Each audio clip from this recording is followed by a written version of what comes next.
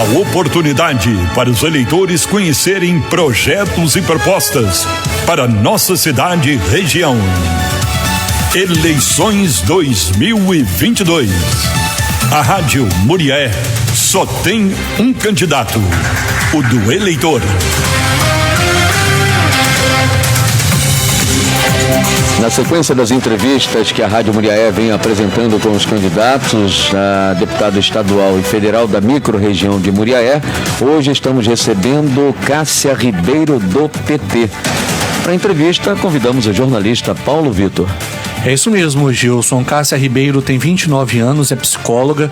Sua primeira experiência na política foi em 2020, quando foi candidata pelo Partido dos Trabalhadores e obteve 761 votos, sendo a mulher mais votada de Muriaé.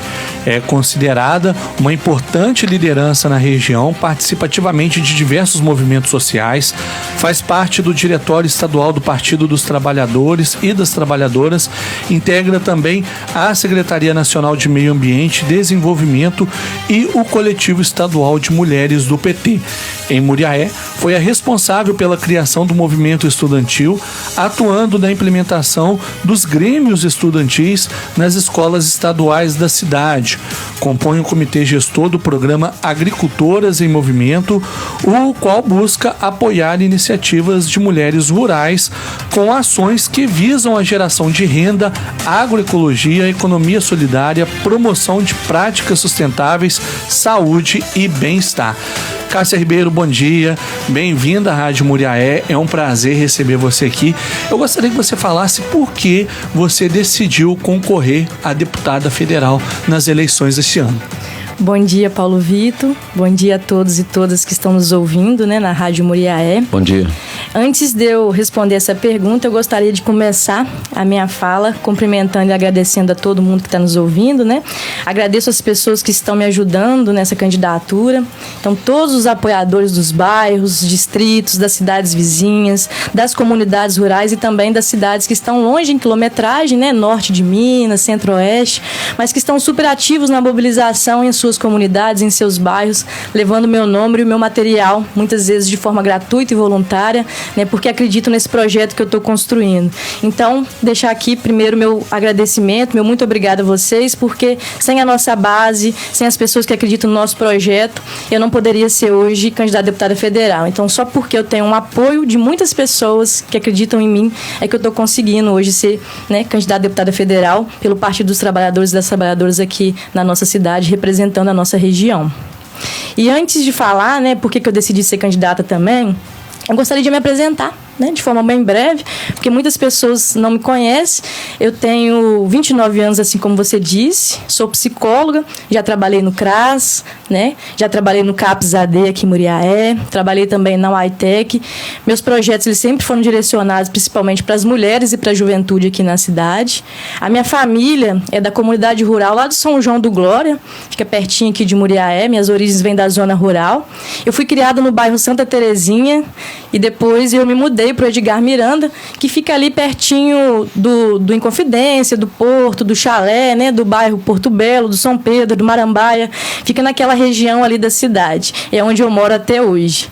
Eu estudei no Gonçalves Couto, que é uma escola estadual que tem lá no bairro do Porto, depois eu ganhei uma bolsa de estudos e fui estudar na Escola São Paulo, onde eu me formei enquanto bolsista lá na Escola São Paulo.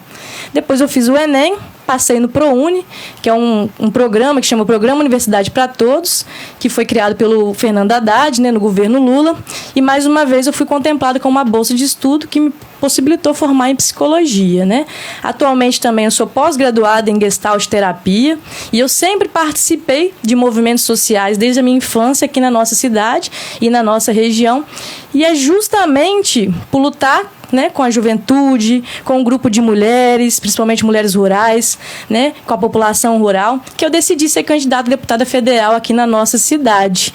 Foi uma convocação que eu recebi do presidente Lula numa reunião que nós tivemos e dessa forma eu decidi aceitar essa convocação do presidente Lula e me tornei candidata a deputada federal né, que é a candidata do presidente Lula aqui na nossa região. Eu sou a primeira mulher, né, do Partido dos Trabalhadores e das Trabalhadoras aqui da nossa cidade a ser candidata a deputada federal, não só em Muriaé, como também na nossa região. Eu sou a primeira mulher candidata a deputada federal pelo Partido dos Trabalhadores, e isso é uma responsabilidade muito grande, né?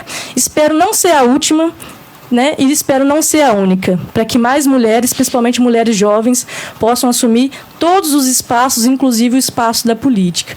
Então, eu tenho 29 anos, Paulo Vitor, né? 29 anos que eu acompanho aqui na nossa cidade apenas 2 famílias governando e comandando a política da nossa cidade, né? Políticos que, quando vão votar lá no Congresso, sempre votam contra a população mais pobre e sempre votam contra o trabalhador e a trabalhadora. Então, eu falo que eu escolhi, né, aceitar a convocação do presidente Lula para ser candidata a deputada federal na nossa cidade, na nossa região, porque eu sou uma indignada com essa lógica que há tantos anos comanda a política do nosso Estado, né? Eu sou uma indignada, e a minha indignação, ao invés de virar rebeldia, né, que eles falam, a minha indignação, ela me motiva a me capacitar, para eu poder participar, me mobiliza para poder fazer diferente, né? Eu tenho conversado com muitas pessoas, a gente tem rodado mais de 40, 50 cidades aqui na nossa região para poder fazer campanha, e as pessoas, elas estão desacreditadas com a política.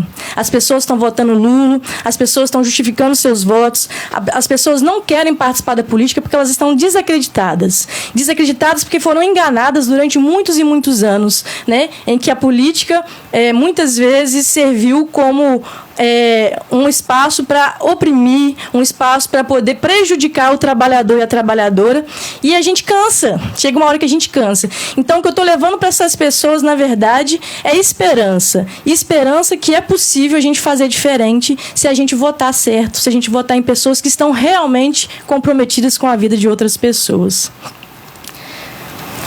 Lembrando que essa entrevista também está sendo transmitida ao vivo em 99.5 FM, na nossa página no Facebook, Instagram e também pelos nossos canais do YouTube. Candidata, quais são suas principais propostas? A gente configurou as propostas de acordo com as nossas pautas, né? Então, dentro da política, a gente direciona as nossas ações. Eu participo de diversos movimentos sociais aqui em Muriaé, alguns deles mais de 10 anos, né, ativamente. Então, eu dividi minha pauta em pauta de defesa das mulheres, da educação, das juventudes, da comunidade rural e da saúde. São pautas que eu vou estar, né, de frente, buscar trazer principalmente investimento e construir políticas públicas sobre isso.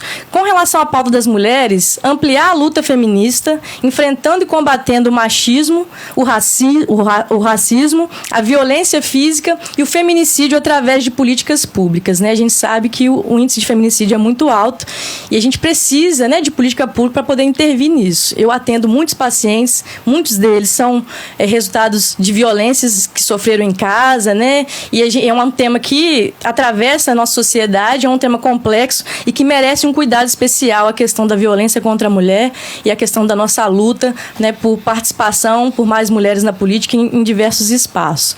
Então, aprofundar também políticas às mães jovens e solos, né, garantindo a distribuição de renda, fortalecer projetos que auxiliem as mães desde o pré-natal até as creches e escolas em tempo integral para seus filhos. Não sei se você sabe, a maior dificuldade hoje em dia para as mães é conseguir vaga, né? Vaga em creches para poder conseguir trabalhar, muitas delas não conseguem. Tem demandas que estão chegando para mim aqui, não só de mulher, de outras cidades também. E eu acho que quando a gente tem mais mulheres na política, nós, mulheres, somos mais sensíveis e capazes de reconhecer que são necessárias políticas públicas para poder atender outras mulheres. Como um homem que não tem a nossa vivência vai construir uma política sobre a nossa realidade. Por isso que precisa de mais mulheres na política, para demandas que são especificamente, que impactam a vida de mulheres, sejam construídas por mulheres que também vivenciam aquela situação. né? Com relação à educação, lutar pela revogação da reforma do ensino médio, a revogação da emenda constitucional 95, né, que congela por 20 anos verba na saúde, educação, segurança pública, e também restaurar investimentos e programas estudantis, como Ciências Sem Fronteiras, né, que são programas muito importantes que mudaram a vida de muitos jovens, como também o ProUni, o FIES, né, a ampliação do REUNE, garantindo acesso e permanência do jovem no ensino superior.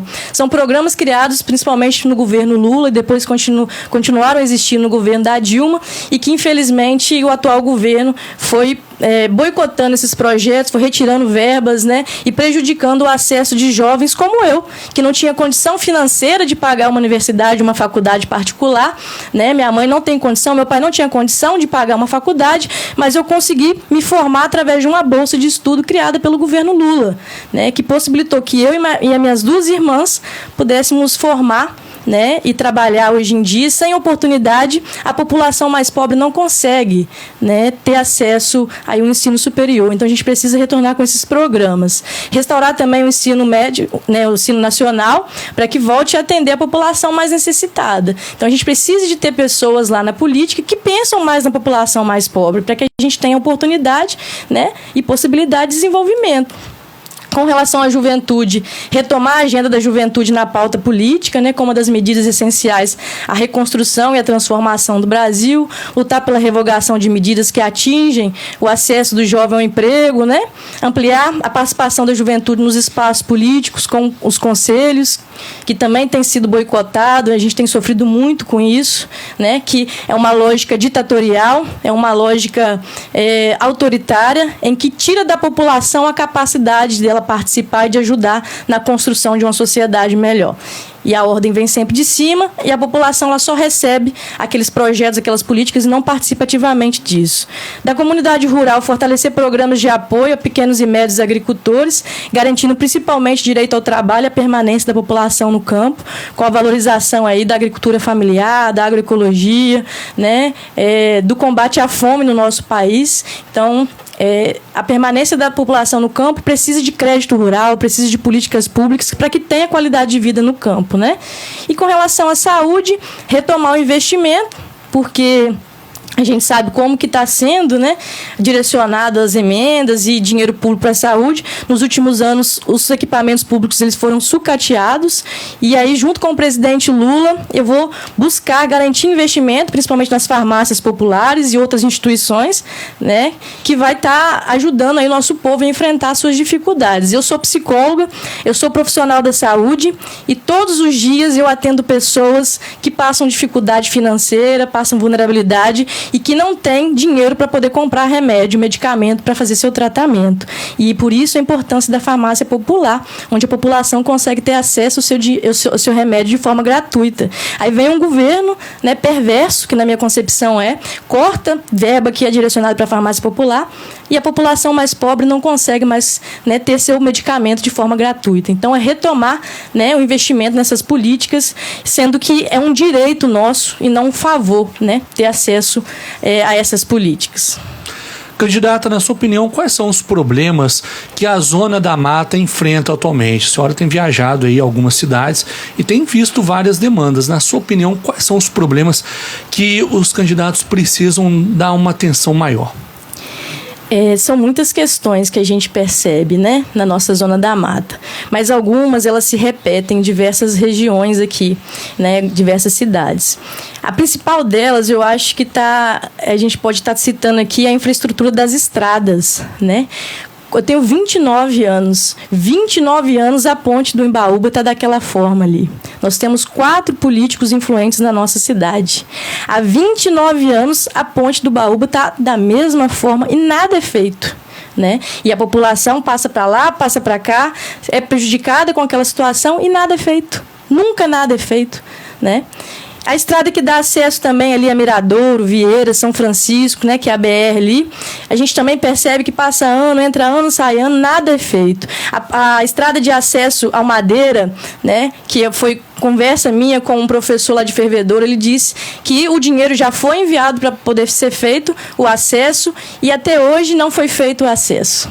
Então, onde que está esse dinheiro? O que fizeram com esse dinheiro, né? E também a questão da mineração. Eu acho que é uma pauta que eu defendo e que eu estou na luta há muito tempo, né? Inclusive, em função disso, já fui ameaçada, né? A gente sofre perseguição por estar à frente dessa pauta, mas é uma questão muito complexa, porque é uma lógica que visa o lucro acima de tudo, né? E o lucro acima de tudo passa por cima de pessoas, passa por cima da nossa natureza, passa por cima do nosso meio ambiente, né? E é preciso a gente se atentar, né? E lutar contra a mineração na nossa região. A mineração, né, que é essa que devasta mesmo, né, a vida das pessoas, essa mineração da forma com que ela é feita. E a falta de investimento público também em geração de renda e desenvolvimento local, né? Falta planejamento, falta construção de políticas para valorização dos territórios aqui locais, né? Principalmente na nossa cidade, na nossa região. Candidato, o que você espera como deputada federal ao iniciar seus trabalhos na Câmara dos Deputados? Então, de forma imediata, junto com o presidente Lula e com a bancada de esquerda, que está sempre a serviço do povo, né, que constrói e resiste no meio de tantas pessoas que estão lá naquela Câmara, que não se preocupam com a vida da população, de forma imediata revogar o teto de gastos, né, que foi implementado aí, a reforma do ensino médio, corrigir a reforma da Previdência Trabalhista, que prejudica a população que trabalha, que sofre, que muitas vezes vai morrer trabalhando, né, porque quem está lá construindo leis, muitas vezes não se atenta para o trabalhador, por exemplo, rural, que trabalha lá quase 60 anos, debaixo de sol, debaixo de chuva, que já não está aguentando mais carregar peso, aguentando mais carregar capim, e está lá aumentando, né, a idade e prejudicando o trabalhador também aqui da nossa cidade, né, das cidades. Então, assim, são pessoas que estão ocupando espaço de poder, que tem a caneta na mão para poder decidir e que não se sensibiliza com a vida dos outros, não se sensibiliza com a dor,